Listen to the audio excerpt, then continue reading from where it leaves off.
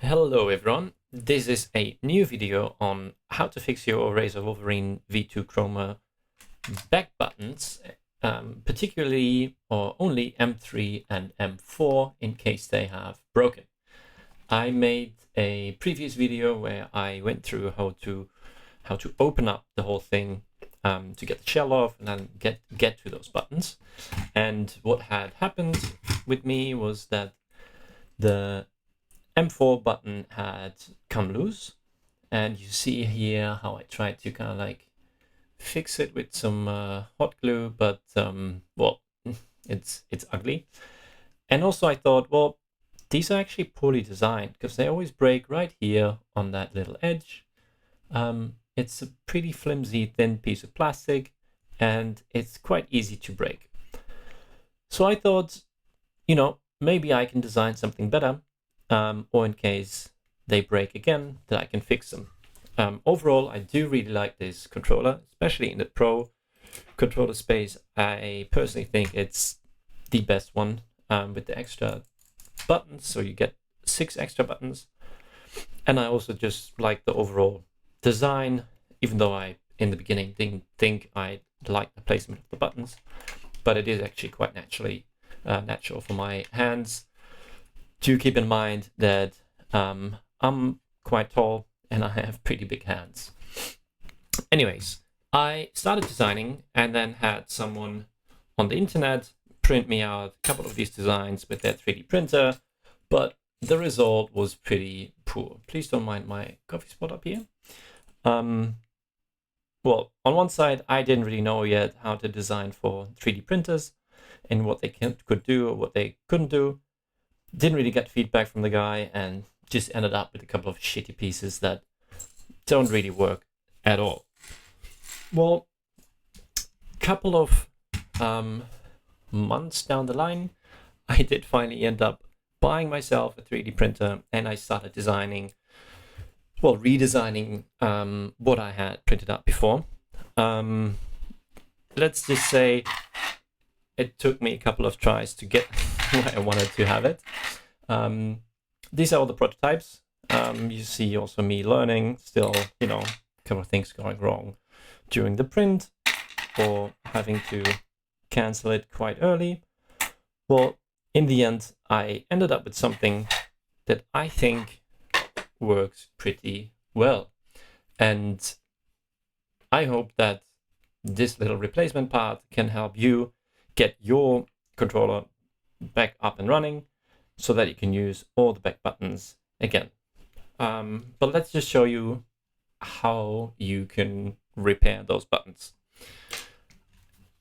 First of all, you of course gonna have to take apart your controller to get to the back buttons.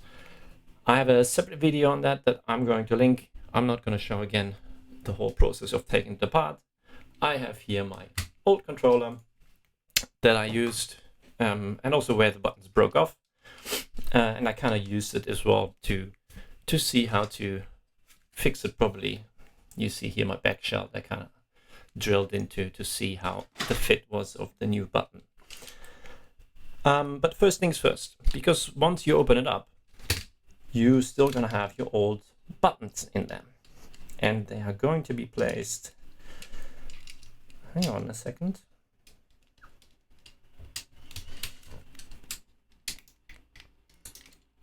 All right, don't know why that doesn't fit in. I'll try the other one, also no. Anyways, you see these spots right here. These are kind of like molten in little pegs to keep the buttons in place, and that's the same thing they do with these ones. So they'll be sitting right here. I think I just got it in somehow. They're going to be sitting here, but there's going to be molten plastic on top that you will have to cut off. You can use an X-Acto knife. You can, I think I even just used a sharp knife. If you are still underage, please don't do this yourself. Ask your parent or an older sibling to help you with it. But they come off quite easily. You'll see it with your controller. So you just go in and you kind of slowly just cut it and try to actually cut. Don't just press down. You can cut a little bit. They'll flick off quite easily. And then this whole part, the whole button, you can just take off. Once you're there, there's something else that's in the way. Once we would have placed the button in there, and that's in the bottom shell. If you look a little bit closely, this wall used to extend until here. So there's a plastic piece right here that will sit in the way of this button. So it's going to sit right here. And the way to cut this again is take an X-Acto knife. You don't even have to cut all of it. And you can probably also take like pliers or something to just break off this piece of plastic. This doesn't really do anything. So don't worry, you could break this whole part off actually. Let me just try. There you go. You could just do this for the whole wall. Just take it down. Same on the other side, just bend it down. Voila. Now you have space to put your back shell onto the controller again. Back to where we place the button. You will find these two screws here. They are used to hold the PCB in the back onto the mid shell. So we haven't taken off this part yet, which you don't really need to take off.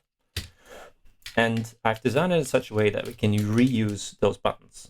So you're gonna have to screw these out. It's just gonna say they might just flick in here because there's a little magnet. And it's always a pain getting them out.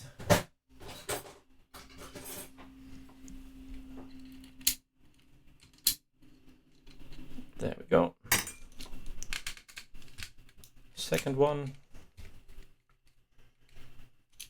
Please don't flick in there again.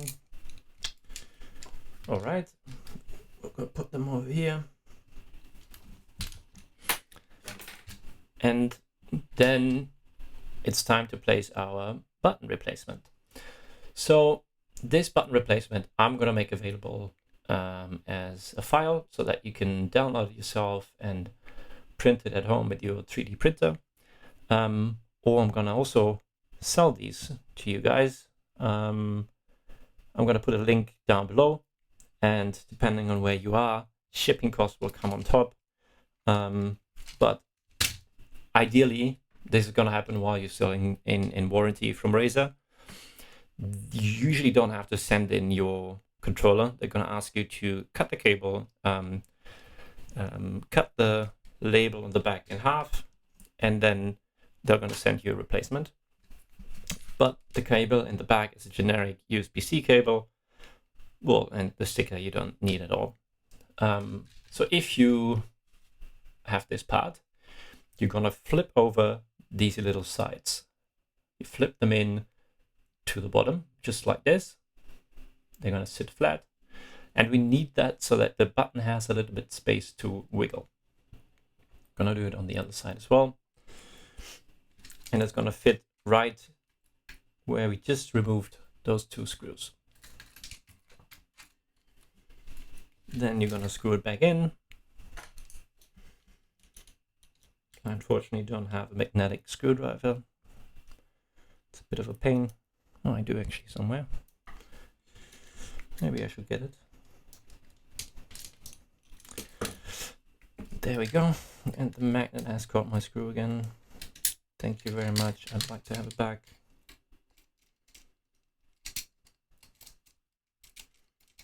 Come on. There we go. I'm gonna get my magnetic screwdriver. This is annoying.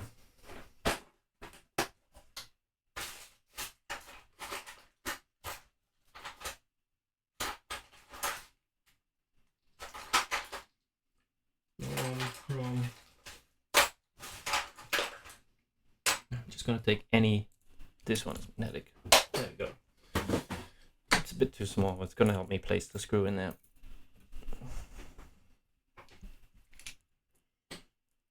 And before I can read in the comments, you can get a magnetizer. I know I don't have one. I should probably get one. Screw the first one on a bit. and the second one,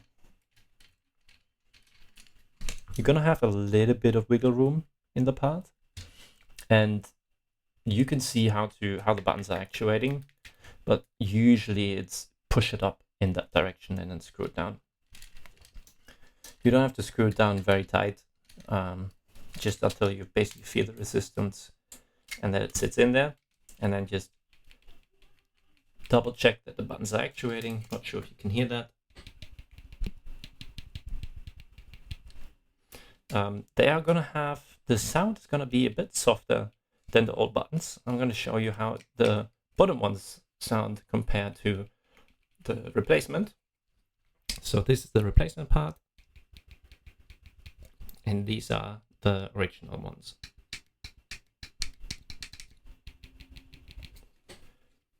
And that's it. You're already there. The only thing left to do now is to screw on the back shell. You can do that again with the video I've linked before. Make sure you slide it over the M5 and M6 buttons, and then gently find the slots. There we go.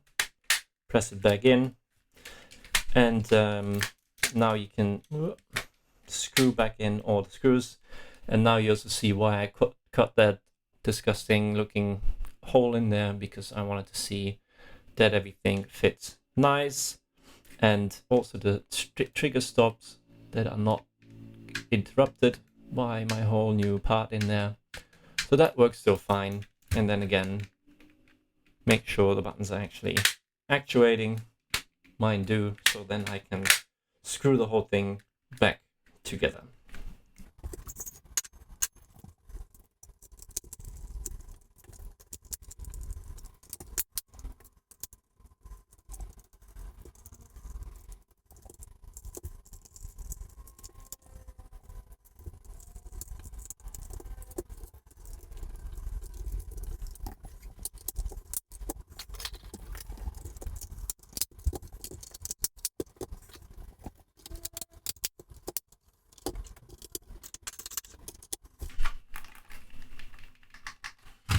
All right, and that's it. There we are. You now have new back buttons. Well, they don't look the same as before. That's for sure. I currently only offer them in this kind of like eggshell of white. I do have blue already available. I only just got into 3D printing, so I don't have a lot of colors, let's say, on stock at the moment. But depending on, wishes and what you guys like, and if you even want to buy this from me, I mean, I've never done anything like this, so I have no idea if anyone actually wants to buy this. But in case you do, or if you're interested, just let me know in the comments what other colors you would like to see, and also like tell me if there's any other problems you guys are experiencing with the Razor Wolverine V2 Chroma, or some of the other controllers that you can maybe get a fix for. I cannot help you with stick drift necessarily, even though I could show you how to remove. Oh, I didn't snap on. But yeah, that's it. I hope it helps you guys, and have a good day.